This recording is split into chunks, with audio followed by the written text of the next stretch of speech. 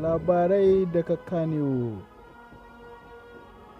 A yau ne jaruma Fati Ladan, tsohuwar 'yar wasan shirya fina-finan Hausa,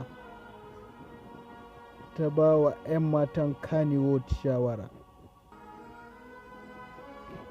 Fati Ladan ta ba da misali da kanta, ta ce duba da ni tsohuwar jaruma ce kuma wadda muka yi suna wajen shirya fina-finan Hausa.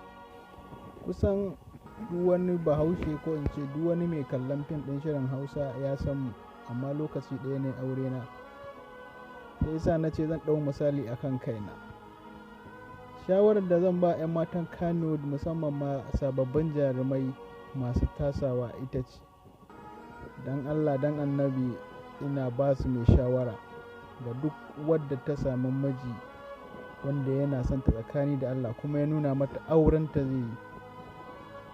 Ina mai ba ta shawara ta aure, saboda auren nan shine mutuncin ku, kuma duk wata ɗaukaka da za ka samu ba ta kai ɗakin mijinka ba.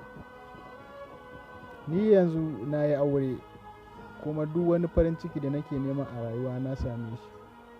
Don haka nake ba 'yan uwana shawara su ma su yi aure, saboda aure ibadar Allah ce.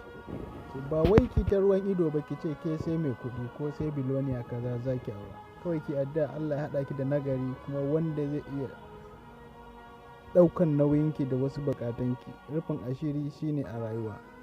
Idan kuka tsaya ruwan ido, to kuna kallo kwaɗo zai riƙe muku ƙafa.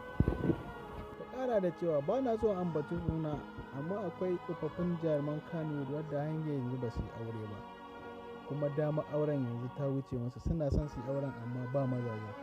Sai yasa nake ba ku shawara tun da ƙuruciyarku, duk wanda kuka samu yana son ku tsakani da Allah ku yi aure, saboda ciwon ya mace sai ya mace. A matsayina na ya mace, sai yasa nake ba ku shawarar nan. Da fatan za ku yi min kyakkyawan fahimta kuma za a ɗau shawarata. Na gode. Taku Fati Ladan. Domin samun zafafan labaranmu, kar dai ku manta ku danna mana subscribe, kana ku danna mana alamar ƙararrawa. Mun gode.